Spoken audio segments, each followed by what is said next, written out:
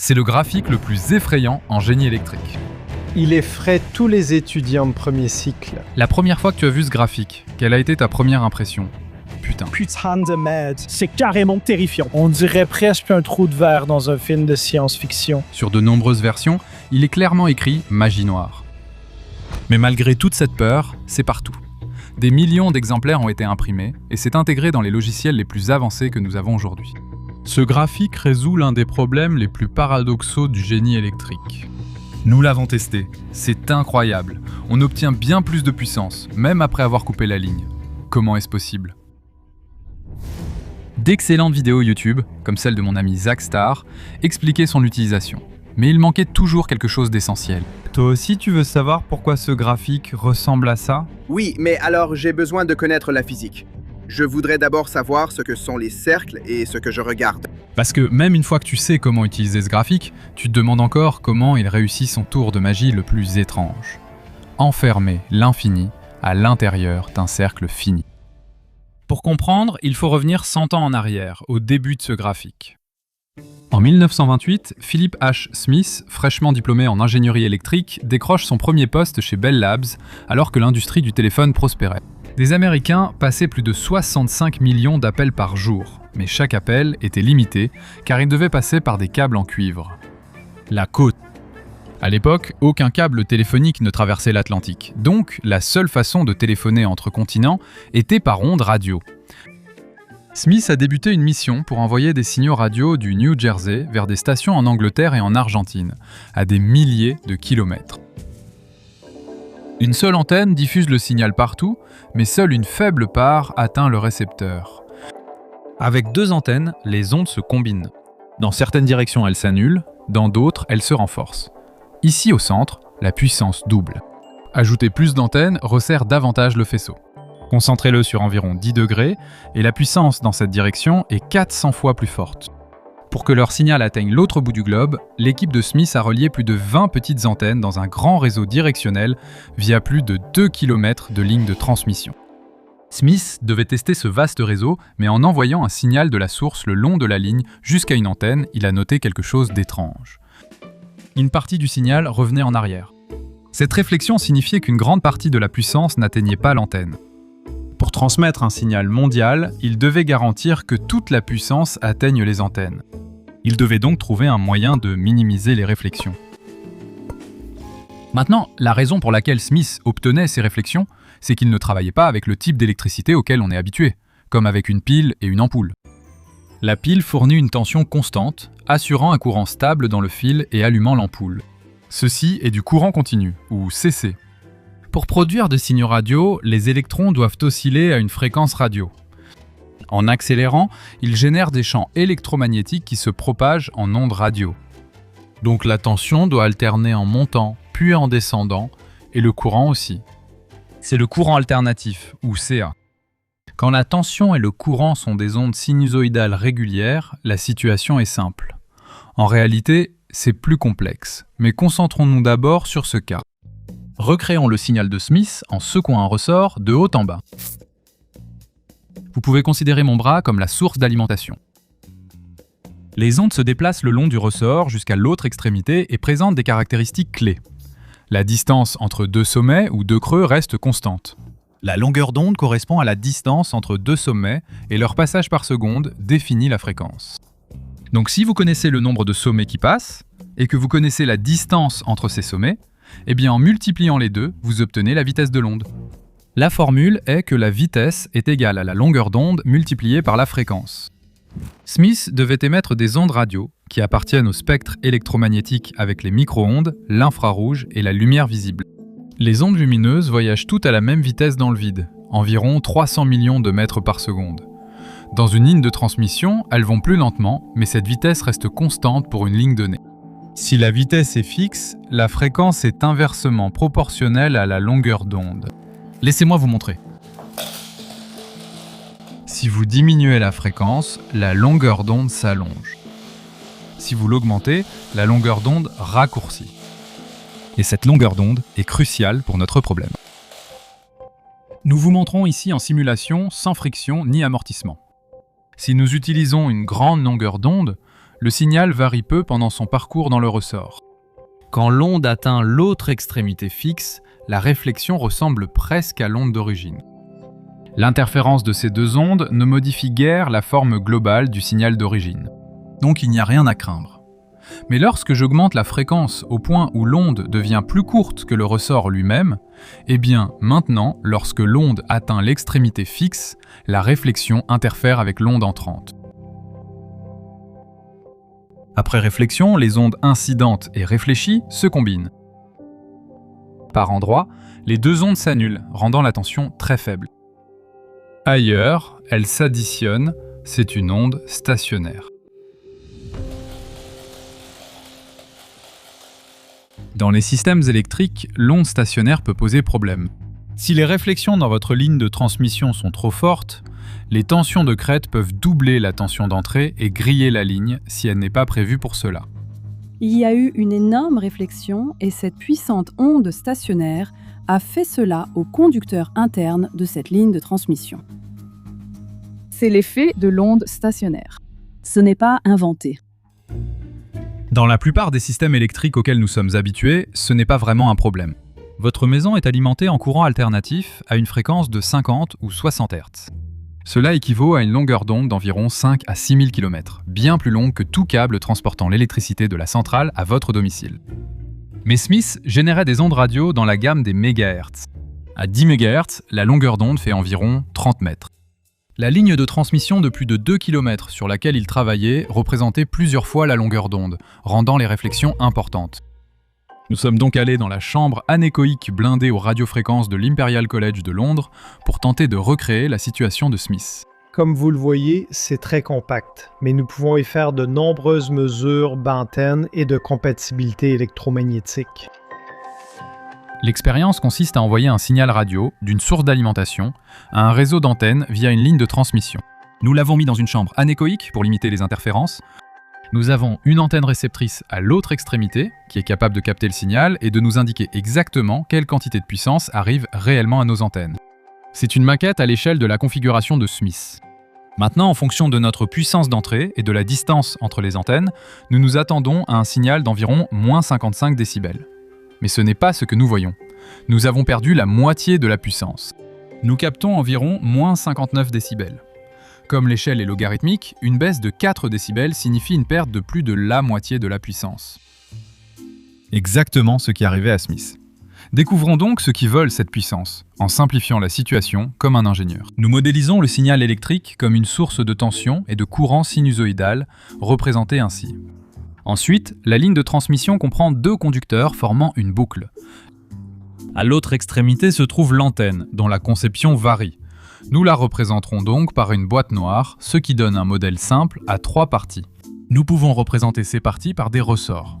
Jusqu'ici, nous avons employé un ressort unique pour illustrer le déplacement des ondes, mais le montage réel ne se limite pas à la ligne de transmission. L'antenne et la ligne de transmission ayant des propriétés électriques distinctes, on peut modéliser le système de Smith en reliant deux ressorts. Un pour la ligne de transmission, l'autre pour l'antenne.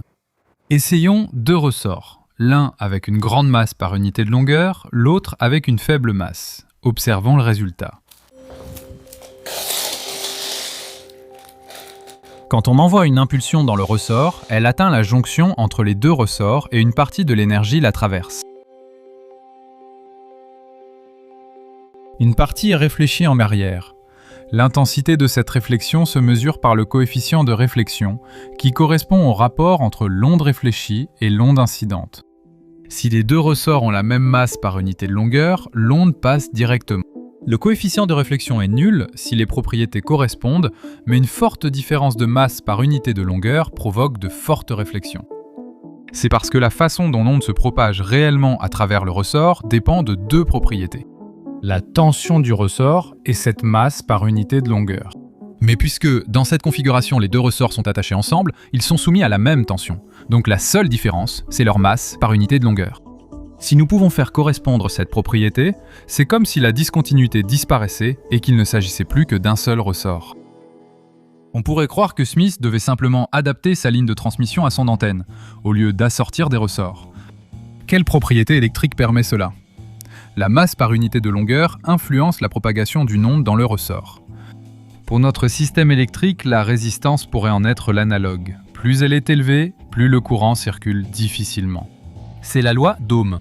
La résistance correspond à la tension sur le courant. Si une onde de tension atteint la frontière entre la ligne de transmission et l'antenne, et que la résistance y change, toute l'onde ne peut pas passer. Une partie est réfléchie, exactement comme ce que nous avons vu avec les ressorts. En réalité, lors de la vérification, les résistances ne correspondaient pas. Le réseau d'antenne fait 12,5 ohms et la ligne de transmission est à 50 ohms. Nous allons ajouter une résistance de 37,5 ou 40 ohms pour les faire correspondre, puis observer l'effet sur la puissance. D'accord, qu'observe-t-on? Finalement, cela ne nous a pas aidés, on a seulement la moitié de la puissance. Intéressant.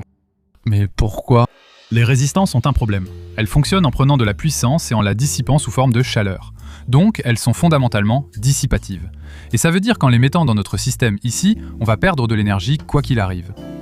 Mais il y a un autre problème avec l'utilisation des résistances, c'est que les systèmes réels n'ont pas seulement des résistances. Prenez cet appareil photo jetable. Quand j'allume le flash, il met un moment à se charger, on l'entend. Et puis, quand je prends une photo, il libère toute cette énergie d'un coup. À l'intérieur, deux plaques conductrices sont séparées par un espace. En allumant le flash, j'applique une tension. Les deux côtés non connectés accumulent alors une charge et stockent de l'énergie. Cela forme un condensateur, et sa capacité à stocker une charge est appelée capacité. Quand je prends la photo, le circuit se ferme et l'énergie stockée est libérée d'un coup, produisant le flash. Ce n'est pas propre aux appareils photo. Une ligne de transmission, avec deux conducteurs séparés, possède aussi une capacité.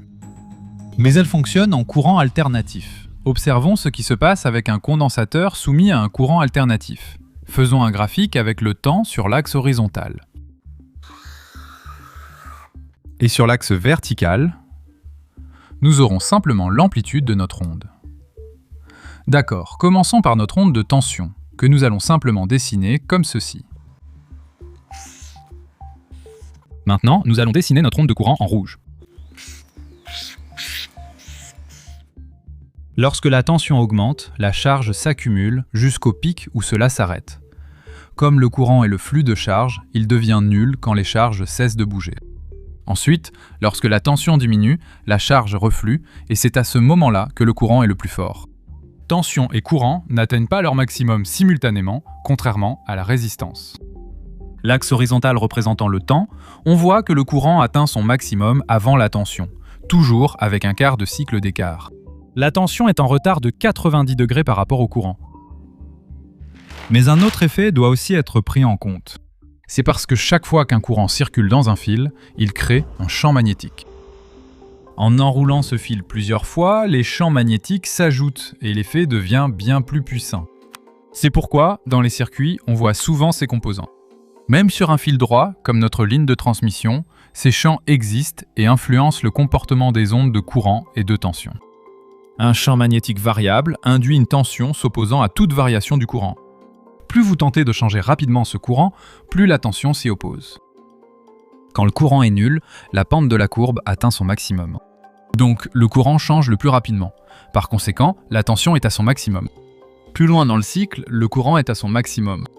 Pendant un instant, il cesse de varier, la pente est nulle et la tension tombe à zéro. Après le pic, le courant baisse et la tension s'inverse. Les pics de tension et de courant ne coïncident toujours pas. La tension précède le courant de 90 degrés. C'est pourquoi égaler les résistances ne suffisait pas dans notre démonstration. La résistance décrit seulement l'amplitude relative des ondes de tension et de courant. Mais cela ne dit rien de leur décalage temporel. La capacité et l'inductance décalent la phase entre l'onde de courant et celle de tension. Une vraie correspondance exige l'alignement de deux éléments, pas d'un seul. Nous devons ajuster le module et la phase. Une façon courante de représenter une grandeur ayant un module et une phase est d'utiliser des nombres complexes. Ils se composent de deux parties. Une partie réelle représentée sur l'axe des X et une partie imaginaire représentée sur l'axe des Y. Ceci est le plan complexe. Les ingénieurs électriciens utilisent I pour le courant, donc nous emploierons J pour les nombres imaginaires. Et pour compliquer encore un peu plus les choses, la plupart des manuels d'ingénierie électrique inversent l'ordre, donc au lieu de dire quelque chose comme 3J, on dit J3. Maintenant, un composant purement résistif modifie le rapport entre les ondes de tension et de courant l'une par rapport à l'autre, mais il ne décale pas leur phase. La résistance pure est donc située sur l'axe horizontal, où la phase est nulle. Nous allons donc observer uniquement le côté droit du plan pour les résistances positives.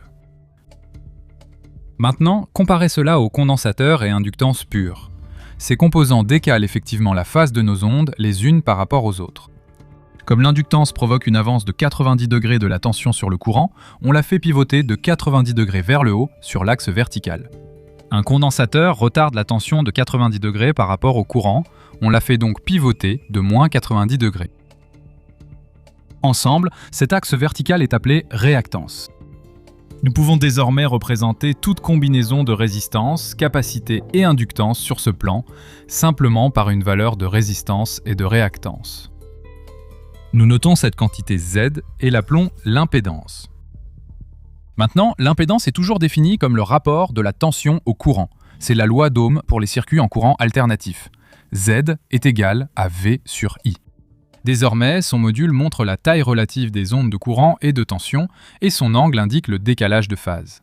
C'est un excellent exemple concret des nombres imaginaires J. Donc c'est peut-être cela que Smith devait adapter ? Chaque ligne de transmission possède une impédance intégrée, appelée impédance caractéristique, ou Z0. C'est juste une propriété fixe de la ligne, comparable à la masse par unité de longueur pour les ressorts. Maintenant, dans la plupart des systèmes à radiofréquence, ou RF, cette impédance est conçue pour être de 50 ohms, une résistance pure. C'est la valeur qu'il nous faut atteindre. Faites cela, et les deux ressorts deviennent identiques. Aucune réflexion. Supposons que nous mesurions l'impédance à l'antenne et qu'elle soit de 10-J30. Ce n'est pas adapté, comme deux ressorts très différents. Pour compenser ce J-30 négatif, ajoutons une bobine en série de plus 30. La partie imaginaire devient alors nulle. Les parties inductives et capacitives se compensent. Il reste la partie réelle, 10 ohms, et il nous en faut 50. On pourrait croire qu'ajouter 40 ohms suffit, mais la résistance dissipe la puissance en chaleur, ce qu'on veut éviter. Et si elle était trop élevée, impossible d'ajouter une résistance négative dans un système passif. Comment adapter une résistance sans en utiliser ? En fait, la réponse est déjà sur la ligne de transmission. Lorsqu'une partie d'une onde est réfléchie, la ligne transporte alors deux ondes en même temps, l'onde incidente et l'onde réfléchie. À n'importe quel point, la tension que vous mesureriez est maintenant la somme des deux ondes de tension. Mais l'onde de courant réfléchi est inversée. Là où les tensions augmentent, les courants s'annulent. L'impédance, soit la tension sur le courant, n'est plus un simple nombre. Elle change au fur et à mesure que l'on avance le long de la ligne. Et si l'impédance change de toute façon, eh bien, il y a peut-être un point sur la ligne où notre résistance est adaptée. Nous devons donc seulement trouver ce point et traiter la partie imaginaire restante de l'impédance. Nous pouvons le faire avec un condensateur ou une bobine sans perte. Aucune résistance n'est requise, l'impédance caractéristique de la ligne sera alors adaptée. Mais comment trouvez-vous ce point ? Plus de 50 ans avant Smith, Oliver Heaviside avait déjà décrit le comportement des ondes de tension et de courant sur les lignes de transmission grâce à des équations. Mais les utiliser pour supprimer les réflexions était difficile. Calculer les bonnes valeurs impliquait de longues opérations avec la règle à calcul. Dans les années 1930, ce n'était plus seulement un problème abstrait. Avec la montée des tensions politiques mondiales, envoyer des signaux clairs à travers les océans devenait crucial. Cela permettait de coordonner navires, avions et réseaux d'approvisionnement, essentiels pour la guerre. Des scientifiques d'autres grandes puissances ont donc commencé à s'y intéresser. En Union soviétique, l'ingénieur Amiel Volpert a aussi travaillé sur le même problème que Smith. Et au Japon, l'ingénieur Toshaku Mizuhashi a fait de même. Ils voulaient tous la même chose, un système graphique simple qui permettrait d'adapter les impédances rapidement et de façon fiable. Quand Philip Smith a envoyé un signal sur sa ligne de transmission, une partie de l'énergie n'est pas arrivée au bout, mais a été réfléchie et lui est revenue. Smith a conçu un graphique en partant du plan complexe avec une légère modification. La majorité des lignes de transmission ont une impédance caractéristique de 50 ohms, bien que celle-ci puisse varier. La ligne de 75 ohms nécessite une adaptation spécifique. Si Smith avait juste tracé les valeurs brutes, chaque système aurait eu besoin de son propre graphique avec un but différent. Il a tout divisé par l'impédance caractéristique de la ligne, Z0, normalisant ainsi les valeurs pour qu'elles soient sans dimension. Désormais, une valeur de 1 indiquait une adaptation parfaite, quelle que soit l'impédance caractéristique réelle. Mais il y avait déjà un problème. Les valeurs des circuits réels peuvent varier entre deux extrêmes. Un court-circuit, où le courant circule librement avec presque aucune tension, donc l'impédance est nulle. Et un circuit ouvert, où il y a une tension mais pas de courant, donc l'impédance est infinie. Une impédance réelle peut varier entre ces extrêmes, donc le diagramme de Smith devrait aussi être infini pour tout représenter. Peu pratique. Smith devait maintenant résoudre un nouveau problème de géométrie. Comment représenter l'infini sur un diagramme fini? Smith s'est rendu compte qu'il était un peu dépassé, alors il a fait appel à deux de ses collègues spécialisés en mathématiques, Ferrel et Macrae. Ensemble, ils ont compris qu'ils pouvaient utiliser une propriété des nombres complexes pour résoudre le problème. Voyez-vous, si on multiplie un nombre complexe z par une constante comme 3, tout est multiplié par 3. Ainsi, multiplier par des réels permet de changer l'échelle de la valeur. Et si on multipliait par un nombre imaginaire, comme j? Eh bien, si on commence avec 1 multiplié par j, alors on obtient j, une rotation de 90 degrés. Multiplié encore par j, et par définition, vous obtenez moins 1. Encore une fois, vous obtenez moins j. Encore, vous revenez à 1. Modifier par des nombres imaginaires fait tourner la valeur. En général, multiplier par une constante complexe fait deux choses. Ça agrandit ou réduit, et ça fait tourner. Supposons maintenant qu'au lieu de multiplier par une constante, on utilise une fonction plus complexe, comme 1 sur z. Et on applique cette transformation à tout le plan complexe. Les lignes se courbent et le plan se déforme, donnant l'impression que toute structure géométrique disparaît. En zoomant assez, chaque petite zone paraît toujours carrée à petite échelle. Cette transformation conserve formes et angles, c'est une application conforme. Toutes les valeurs de cette carte, qui s'étendait autrefois jusqu'à l'infini, tiennent maintenant au centre de ce graphique. Donc cela représente l'infini dans un espace fini. 1 sur z est un exemple, d'autres applications conformes déforment aussi le plan ainsi. Smith l'a compris. En trouvant l'application adaptée à son problème, il pourrait transformer le plan d'impédance en outil bien plus utile. Jusqu'ici, il utilisait l'impédance, mais cela posait deux problèmes. Elle s'étendait jusqu'à l'infini, donc elle ne tenait pas sur un seul graphique, et elle changeait au fur et à mesure que l'on avançait sur la ligne. Il n'y avait donc pas de valeur unique à laquelle les ingénieurs pouvaient se référer. Repensez à ces deux ondes. Au lieu de diviser la tension par le courant, divisez l'onde réfléchie par l'incidente. C'est le coefficient de réflexion.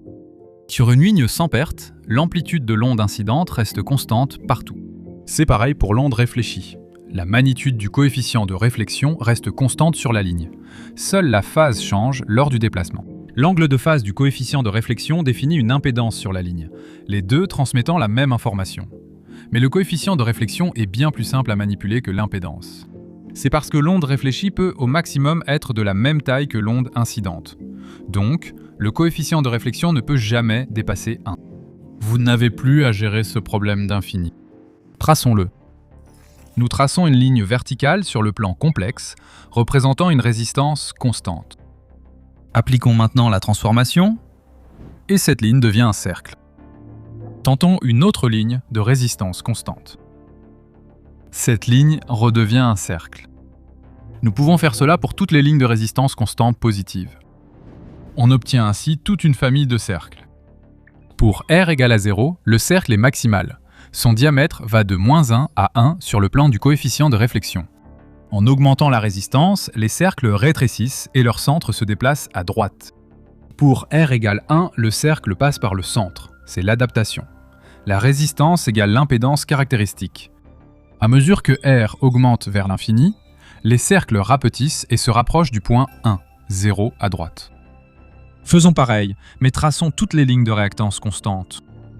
Ce sont des lignes horizontales sur le plan complexe. Les valeurs positives représentent des inductances, associées à des cercles au-dessus de l'axe. Plus la réactance augmente, plus les cercles rétrécissent. Les valeurs négatives représentent des capacités, indiquées par des cercles sous l'axe. Quand la réactance baisse, le même motif apparaît en miroir en dessous. Quand la réactance est nulle, le cercle a un rayon infini et devient une droite sur l'axe horizontal. On élimine la moitié gauche du plan d'impédance, il ne reste que le graphique final. Une famille de cercles indique la résistance, l'autre la réactance. On peut ainsi lire facilement chaque point du graphique en termes d'impédance en observant l'intersection des cercles. Puisqu'il s'agit du plan du coefficient de réflexion, chaque point correspond aussi à un coefficient de réflexion. La distance au centre indique le module du coefficient de réflexion. Voici la magie. Chaque point contient maintenant une impédance et un coefficient de réflexion. Au fur et à mesure que ce coefficient de réflexion tourne, il vous fait parcourir la ligne, traversant toutes les impédances mesurables, qui peuvent désormais être n'importe lesquelles, comme dans notre exemple de 1 sur Z. Les impédances, qui s'étendaient autrefois jusqu'à l'infini, sont désormais regroupées dans ce cercle unique, toute la gamme étant représentée sur un seul graphique fini. Smith a trouvé la transformation nécessaire pour le diagramme de Smith. Pour la première fois, les ingénieurs disposaient d'un moyen pratique d'analyser les lignes de transmission, et cela a ouvert une toute nouvelle façon de résoudre les problèmes. Laissez-moi vous montrer comment. Le voici. Nous avons imprimé un diagramme géant pour vous montrer comment il fonctionne. Nous allons commencer par ici. Si vous avancez le long de cette ligne horizontale, vous vous déplacez toujours le long des résistances. Au-dessus de la ligne, vous avez toujours des inductances, et en dessous de la ligne, vous avez toujours des capacités. Et tout le graphique tient dans un cercle de module 1 tout autour. Voilà donc notre graphique. Maintenant, mettons-le à profit pour nous aider avec la ligne que nous avons mesurée tout à l'heure, celle qui perdait la moitié de sa puissance. La mesure en labo a donné 36 ohms de résistance et 74 ohms de réactance. Il faut donc adapter cette impédance. Nous normalisons en divisant par 50 ohms, obtenant Z égale 0,7 plus 1,5 J. On commence par la partie réelle de l'impédance. Les cercles s'agrandissent le long de l'axe horizontal. Donc 0,7 est le cercle juste ici. Voyons maintenant la partie imaginaire, positive donc, au-dessus de l'axe. J'avance ici et observe les cercles pour repérer leur intersection. Et une fois que nous trouvons où cela croise, 1,5, eh bien c'est notre impédance. Pour trouver une impédance sur ce graphique, suivez le même processus. Il suffit de localiser l'intersection des deux cercles. Pour supprimer les réflexions, il faut adapter l'impédance à celle de la ligne de transmission. Cela se produit quand la résistance vaut 1, soit l'impédance de référence, et la réactance est nulle. C'est le centre du graphique. Sur le plan du coefficient de réflexion, c'est le point 0,0, ce qui est logique. C'est lorsque vous n'avez aucune réflexion, donc VR doit être égal à 0. D'accord, donc notre objectif est assez clair. Nous devons passer de notre impédance, ici, jusqu'au centre du graphique. Donc nous traçons une flèche du centre vers notre point. Comme ce plan représente le coefficient de réflexion, la longueur de cette flèche correspond alors au module de notre coefficient de réflexion. Dans ce cas, le module est de 0,68, ce qui signifie que l'onde réfléchie est 0,68 fois l'onde incidente. Et c'est exactement ce que nous avons vu dans la démonstration. En avançant sur la ligne de transmission, les ondes incidentes et réfléchies interfèrent, donc le module du coefficient de réflexion reste inchangé. En gardant la même distance du centre et en tournant autour, on trace un cercle où chaque point représente une position différente sur la ligne. Le motif d'onde stationnaire se répétant tous les demi-longueurs d'onde. Une rotation de 360 degrés sur le graphique équivaut à un déplacement d'une demi-longueur d'onde sur la ligne, ce qui simplifie nos calculs. Nous voulons aller au centre du graphique, donc il nous faut une résistance normalisée de 1 et placer notre point sur ce cercle. Heureusement pour nous, il y a déjà deux endroits sur notre ligne qui correspondent à la résistance que nous voulons. Ici et ici. Profitons-en en nous rendant à cet endroit sur la ligne. Pour cela, il suffit de voir de combien il faut tourner. Dans ce cas, c'est 12 degrés. Puisque 360 degrés correspondent à une demi-longueur d'onde, 12 degrés à 1085 MHz donne 3,1 mm, ce qui est proche de l'endroit où placer la ligne. Donc en fait, nous allons aller à l'endroit disponible suivant, qui est juste ici. Nous le mesurons sur cette plaque et le posons avec du ruban de cuivre. 28 mm de ligne en plus. Je vais juste dire que c'est là, ce qui est à peu près exact. Super, d'accord, parfait. Maintenant, tout ce qu'il nous reste, c'est cette réactance résiduelle. Dans ce cas, elle se trouve sur ce cercle. Donc c'est à peu près moins 1,8. Tout ce qu'il reste à faire, c'est de l'annuler comme nous l'avons fait précédemment. Ici, avec une réactance capacitive négative de 1,8, il suffit d'ajouter en série un élément inductif positif. L'équation est assez simple. 1,8 égale ωL sur Z0. On réarrange et obtient 13,2 nanohenry. On peut donc tester cela au laboratoire. Maintenant, nous avons décidé de commencer avec une inductance plus petite, juste pour tester comment nous progressons. D'accord, oui. Nous avons avancé le long du cercle de résistance constante, mais pas assez. Il faudra donc augmenter la valeur de notre bobine. Maintenant, nous ajoutons l'inductance que nous avons réellement calculée. Et effectivement. D'accord, Personne n'est en pitié. voilà, Ouf, pas mal. voilà, comme ça. Oui, pas de réflexion. On l'a fait. On l'a fait, allons-y, d'accord. Allez, allez, allez, ça déchire, allons-y. Regarde ça. D'accord, on obtient. Et on obtient quoi? On a maintenant un transfert de puissance optimale, voilà. Mec, c'est la plus grande puissance qu'on ait vue. Je pense vraiment que c'est important. On a vérifié que ce passage complètement fou du plan complexe au plan du coefficient de réflexion produit ces cercles complètement dingues et ils veulent vraiment dire quelque chose. Dans la vraie vie, on l'a utilisé pour augmenter la puissance. C'est dingue, c'est fou, c'est génial. Ce graphique représentait tout le problème de manière visuelle, d'une façon que les ingénieurs radio pouvaient réellement utiliser. Et Smith n'était pas seul. En 1937, Smith a terminé son graphique. Et presque simultanément, Mizuhashi au Japon est arrivé à une représentation similaire la même année. Et Volpert en Union soviétique en 1939. 3 groupes, travaillant séparément, ont trouvé la même solution élégante, révélant une méthode bien meilleure pour résoudre le problème d'adaptation d'impédance, auparavant rarement utilisé car trop difficile à appliquer. Sur le graphique, un circuit ouvert a une résistance infinie, donc c'est ici.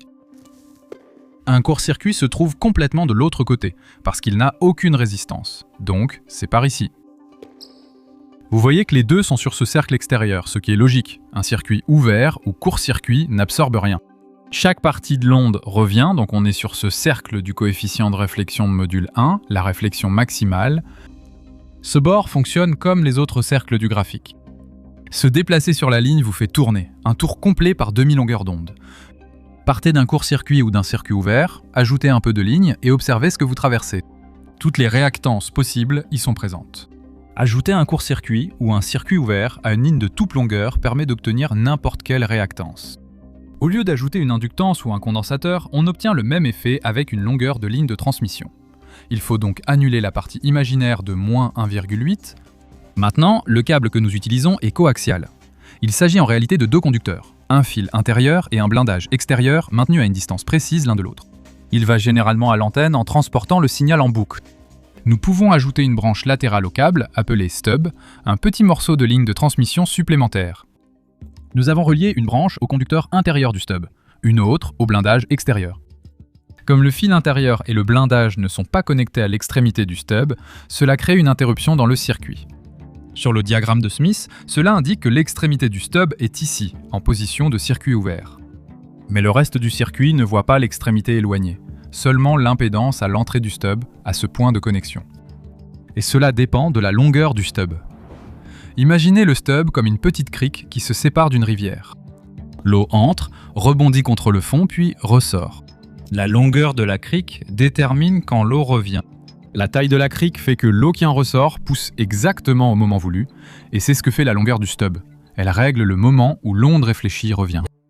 Nous voulons qu'elle soit égale à 1,8 positif. Donc on commence là où se trouve le circuit ouvert et on fait tout le tour de notre diagramme. Et on s'arrête à 1,8. Quand on mesure l'angle, on voit que c'est environ 302 degrés. D'accord? Maintenant, 302 divisé par 360, cela indique notre avancée sur le cercle, et un tour complet correspond à la moitié de la longueur d'onde. On obtient 77 mm, ça devrait être la longueur de notre stub. Maintenant, c'est la longueur la plus courte qui fonctionne. Le graphique se répétant tous les demi-longueurs d'onde, on peut ajouter un tour complet de 92 mm et obtenir la même réactance. Nous débuterons avec un tronçon plus long, puis le raccourcirons pour ajuster notre adaptation.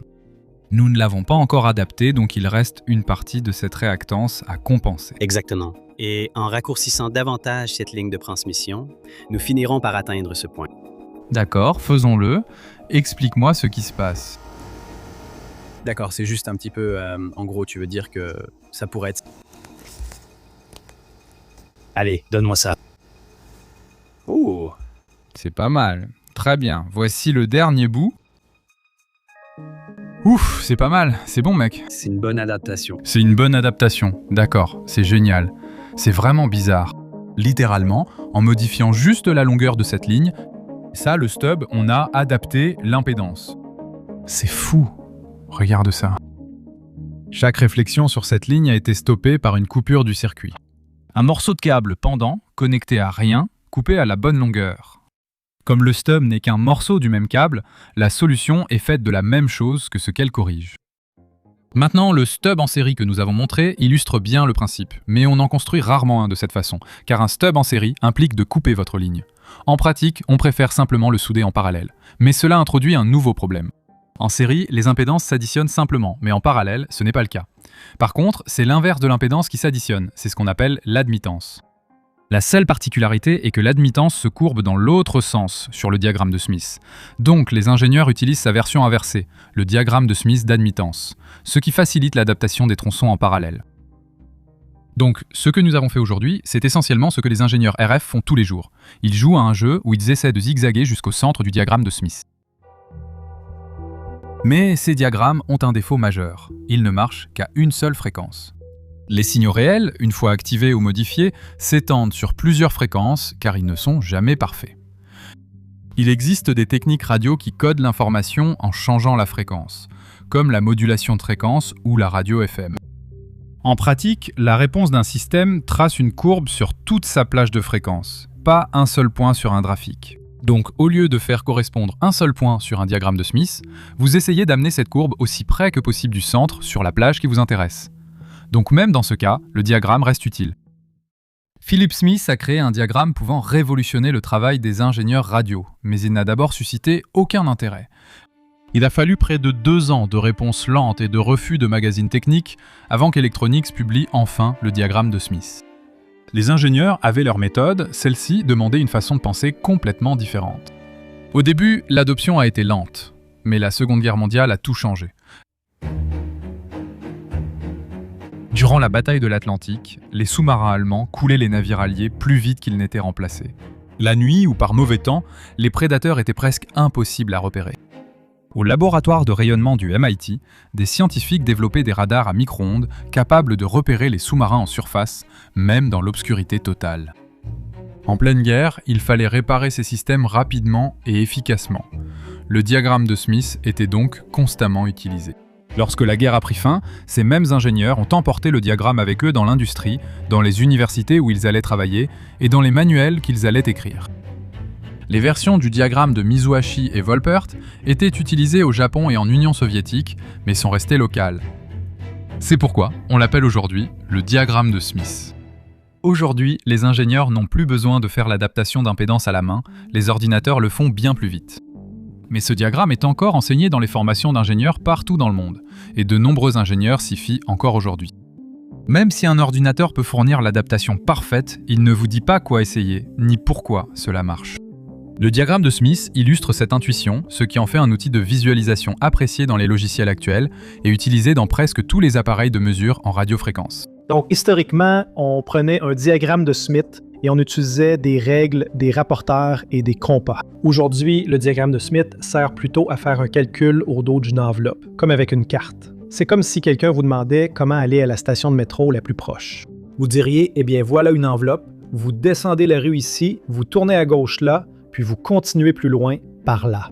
De même, nous l'utilisons pour aller de notre position à la destination visée. Cela vous donne une idée de la direction à suivre. C'est ça. D'accord. Avant le diagramme de Smith, les ingénieurs utilisaient des formules complexes et devaient deviner. Grâce à Philip Smith, Tasaku Mizuhashi et Amiel Volpert, la compréhension des réflexions et ondes stationnaires est devenue plus accessible. Pour moi, cela évoque Mendeleïev et le tableau périodique, ou Feynman et ses diagrammes. Le diagramme de Smith s'inscrit dans la même lignée. Une grande partie des progrès scientifiques ne vient pas de nouvelles découvertes, mais de nouvelles formes de représentation. Elles facilitent la résolution des problèmes complexes et rendent possible de nouvelles innovations et découvertes. Le diagramme de Smith a fait avancer l'ingénierie radiofréquence et a été essentiel pour les systèmes radar et de détection modernes. Les réseaux de communication actuels ont été construits en grande partie grâce à ce diagramme. Donc oui, c'est effrayant, mais c'est aussi sacrément utile.